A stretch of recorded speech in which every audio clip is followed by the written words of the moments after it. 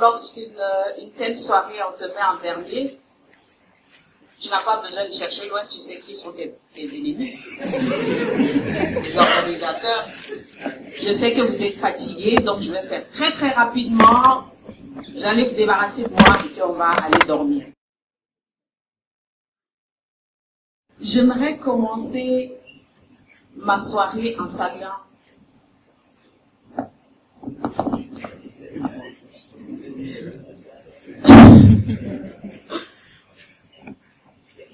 ça tombe bien, tous ceux qui ont parlé de quelque chose de crucial. À un moment ou à un autre, on parlait d'éducation. Je voudrais commencer par le cercle familial qui est très important dans la culture africaine. Je ne saurais commencer cette soirée sans honorer celle qui m'a donné vie et qui, pour la première fois, participe à un événement public que je fais. Bonsoir, maman.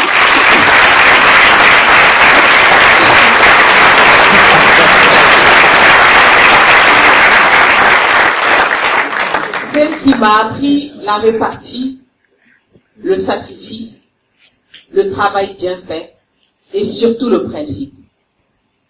Tu lui demandes de l'argent, il n'y a pas de problème.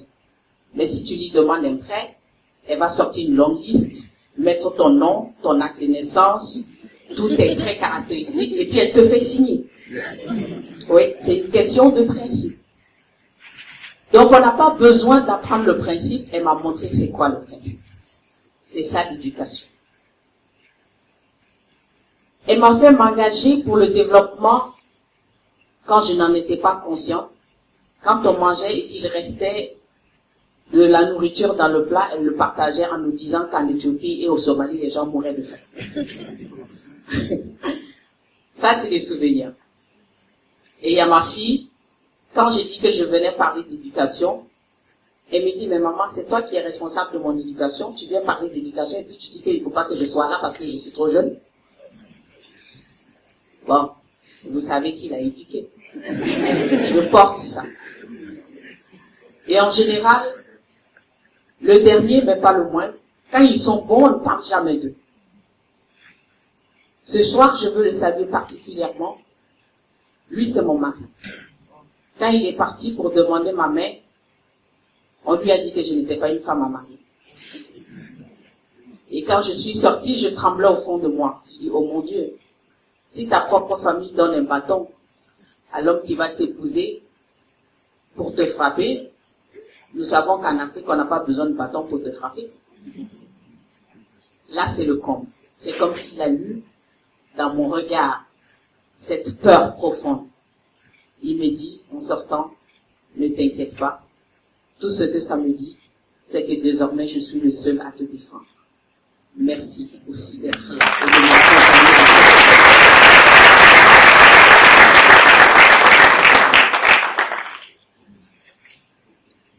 Je voudrais... Voilà. Ces deux, c'est mon souffle. Cette femme que vous voyez, c'est ma grand-mère maternelle. Elle a allaité des enfants, les a nourris, sans jamais, nous, ses petits-enfants, qu'on ne sache que ce n'étaient pas ses enfants, qu'elle ne les a pas mis au monde. Ça, c'est l'altruisme à travers son éducation. Et elle me disait au quotidien, ton premier mari, c'est ton travail. Il fait le bien. Quand tu travailles, tu auras un mari. Parce que c'est pas toi qui les chercheras, c'est eux qui te chercheront. Et quoi dire de mon grand-papa, Milemuki Alfred Tammi? Comme son nom l'indique, Milemuki, qui veut dire honnêteté. Et tout ce que vous faites, faites en sorte que ce soit clair et honnête. Et c'est ça son nom, Milemuki. Il me disait au quotidien, ton savoir n'a de sens que ce que tu en fais.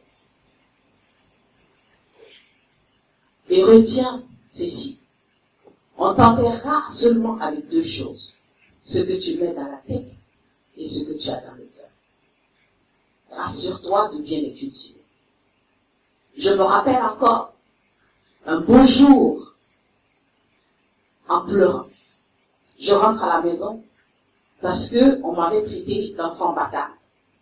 Parce que j'étais un enfant né hors mariage. J'arrive hors de moi. Il me regarde. Et il me dit, est-ce que tu doutes de mon amour pour toi? J'ai dit non. Il rentre dans la maison et il sort de l'or, des pépites d'or. C'est la première fois que je voyais à quoi ça ressemble de l'or, pour de vrai. Ça brillait. Chaque pièce avait un modèle unique. Il me dit, tu sais, tu es comme ces pépites d'or. Tu es une pièce unique. Oui, une pièce unique. Et tout ce que Dieu aime plus que tout, il fabrique ça en pièces uniques. Et c'est ça qu'il faut que tu retiennes. Alors je sors. Qu'est-ce que ça crée chez moi? L'estime de soi. Je m'aimais désormais. J'étais une pièce unique, un modèle unique. Dans la vie de Luna, personne n'est supérieur à moi. Tu ne peux pas être mieux que moi. Alors, ce que ça crée chez moi, avec son discours au quotidien. Bintou, il m'appelait Binti. Je m'appelais Bintou, mais lui, il m'a même appelé Binti. Il dit, Binti, chaque situation dans la vie est une opportunité d'apprentissage. Alors du coup, pour être mieux, j'ai fait du football, j'ai fait du handball, j'ai fait la course, j'ai fait du saut en hauteur, j'ai chanté, j'ai fait la musique, j'ai fait la chorale. Bref, je faisais tout. Et Dieu merci, j'en réussissais beaucoup. Et c'est comme ça qu'est née la confiance en moi. Et j'ai commencé à bâtir des choses, à construire des choses, à réussir des choses. Et en général, l'estime de soi et la confiance en soi sont données dans le cercle familial d'abord. Et l'éducation coloniale nous a retiré ça. Parce que c'est les choses qu'il fallait nous retirer pour que nous soyons des êtres soumis. Et lorsque j'entends encore l'Américain dire à son enfant, si toi tu ne peux pas, personne d'autre au monde ne pourra. Et que nous, en Afrique, au Burkina en particulier, quand l'enfant te dit devant la télé, oh papa, je vais être astronaute, il va te regarder très tranquillement. Toi, tu t'es vu? Aujourd'hui, au Burkina, nous avons des familles qui tuent en premier la confiance en soi et le rêve de nos enfants. Et il y a une chose qu'en tant qu'enfant africain et burkinabé qu'il ne faut jamais faire. Réfléchir autrement. Dire que l'adulte, il ne dit pas la vérité, même si tu sais qu'il a menti. Ah non, ça se fait pas. Tu ne dis surtout pas au professeur qu'il n'a pas raison. Alors que ce que ça crée, la pensée critique, c'est qu'on pense en dehors de la boîte. On essaie des choses. Et aussi ce que ça crée chez l'enseignant. Tu vas plus chercher. Tu vas aller au-delà de ce que tu donnes comme cours. Et l'enfant qui sait qu'il peut contredire le maître va se mettre à rechercher. Parce que tout de suite, il vient de créer une situation de co-création, de co-apprentissage. Et ça devient une concurrence saine intellectuelle à l'école. Ah non, nos écoles ici, faut pas penser. Je pense pour toi et tu exécutes. Et si tu t'adaptes, surtout à l'université, à contredire le prof, tu peux être sûr que tu vas passer l'année sans jamais avoir la moyenne. Ou qu'on appellera ta famille pour dire que tu es un enfant impoli. Et surtout, la pensée critique crée chez nous quelque chose, c'est la créativité. Quand on pense en dehors de la boîte, on questionne le statu quo. On se dit qu'il y a des choses qui se font, qui ne sont pas à leur place. Et on dit que la curiosité est la mère de la créativité. Alors qu'en Afrique, la plupart du temps, être curieux, c'est se mêler des choses auxquelles tu ne dois pas te mêler.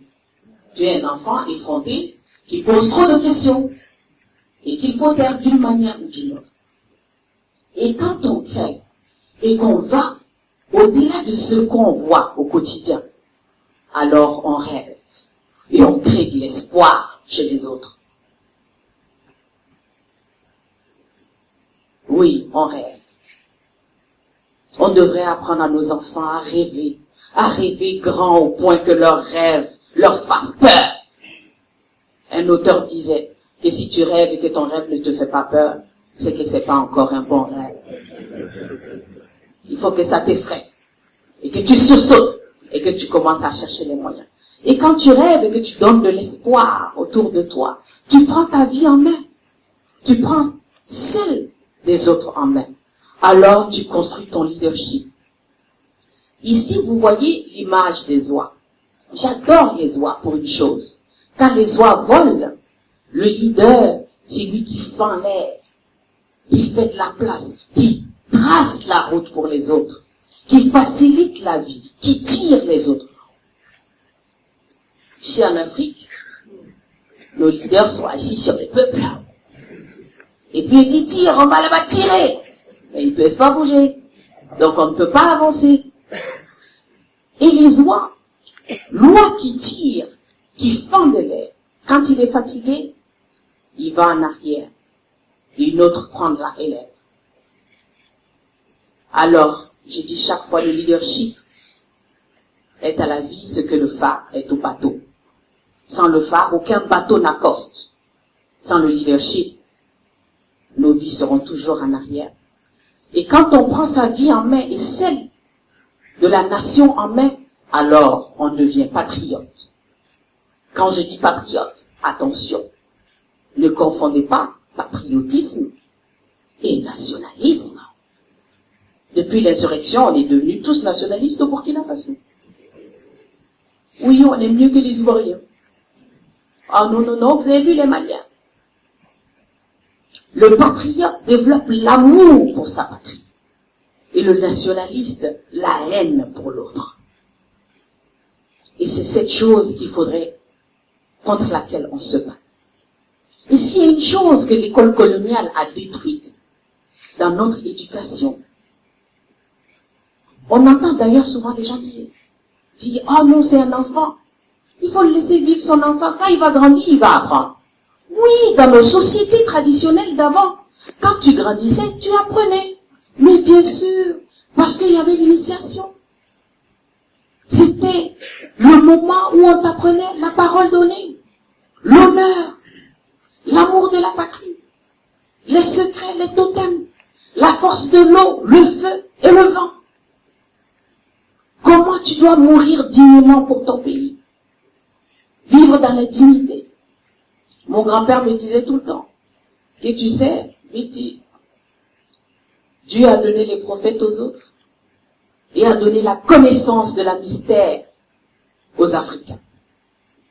Tant qu'on ne se réveillera pas et qu'on saura qu'on doit le faire pour le bien de l'humanité, nous continuerons à être derniers parce que nous sommes destinés à tirer le monde qu'on ne tire pas. Quand j'entends souvent les gens dire que l'Afrique est un continent maudit, je dis mais non, l'Afrique est l'enfant gâté de Dieu. On n'est qu'à crier, les yeux peuvent me dire oui. Je dis mais oui, regardez dans vos familles, l'enfant que les parents aiment le plus, à qui on a tout donné.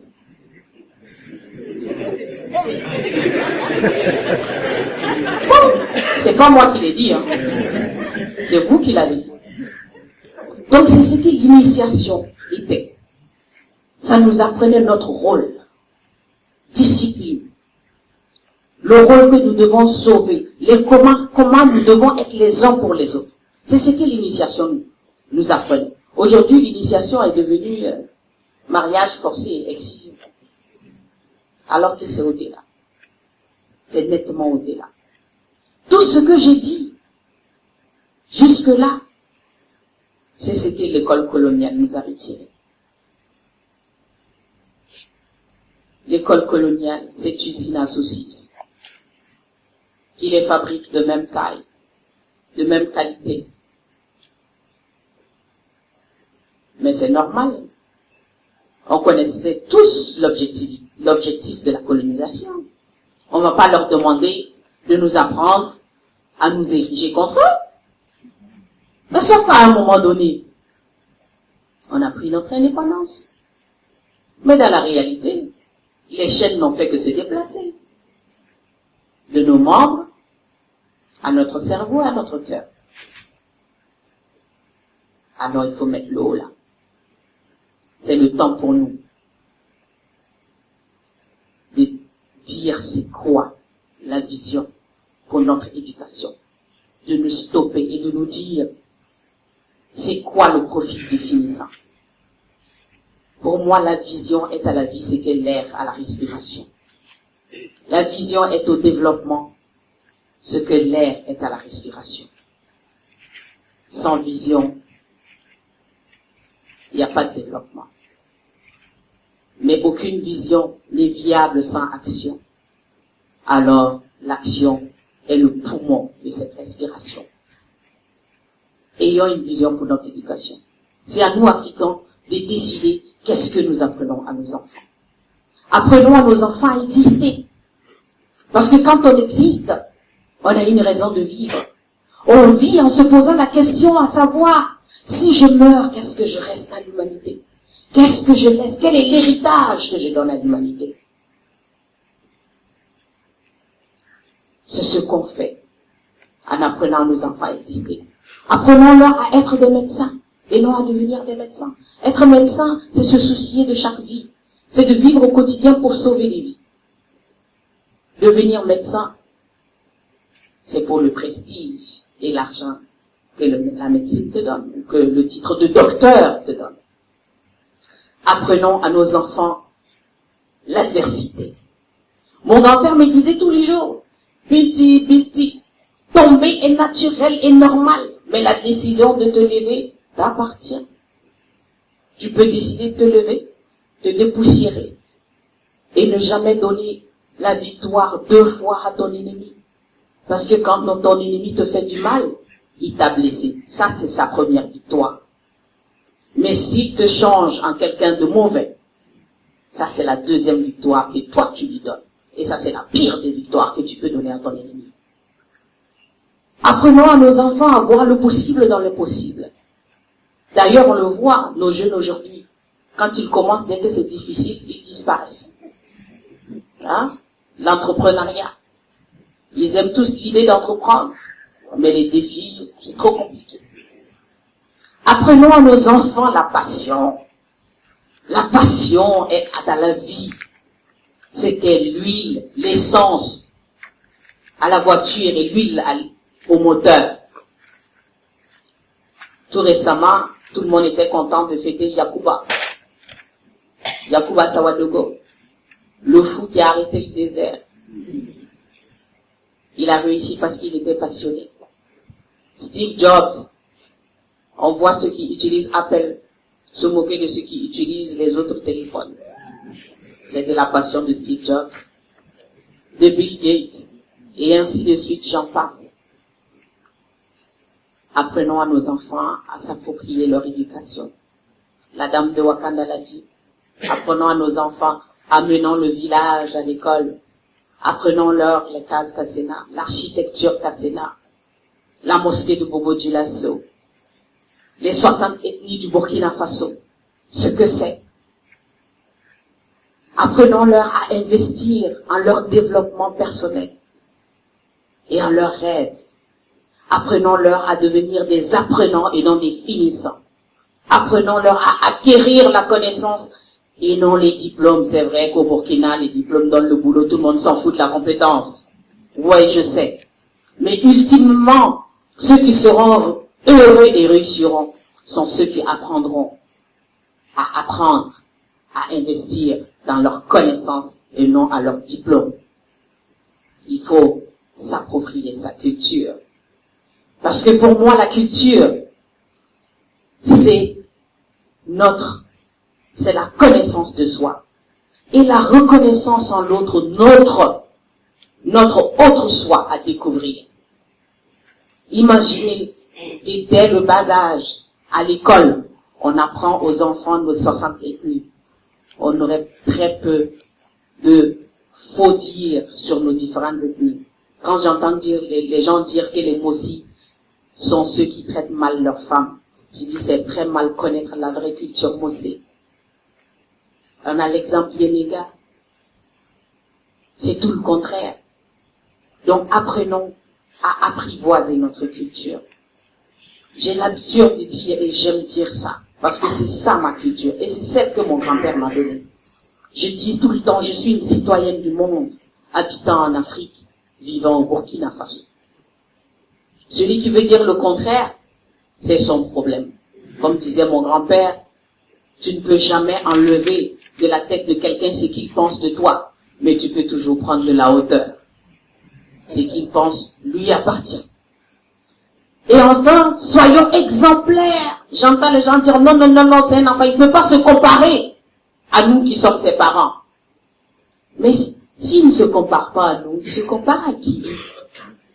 Vous savez, j'ai dit, le bon Dieu, il est très puissant. S'il n'avait pas besoin des parents qui donnent l'exemple, ou des dirigeants qui donnent l'exemple, il ouvrirait le ciel, on sait qu'il est puissant. Il dit, Claire, c'est bon, on jette. Le bébé, il s'élève, il fait, se dépoussière, il commence sa vie. Donc, soyons exemplaires. Donnons ce que nous voulons être. Soyons ce que nous voulons être et ce que nous voulons voir chez nos enfants. Et c'est seulement comme ça que nous aurons une société dans laquelle nous vivrons bien. Quand je ris aux éclats, je pense à mon frère, ma sœur, ma cousine, ma tante, analphabète exclu, qui se contente du peu alors qu'il peut avoir mieux.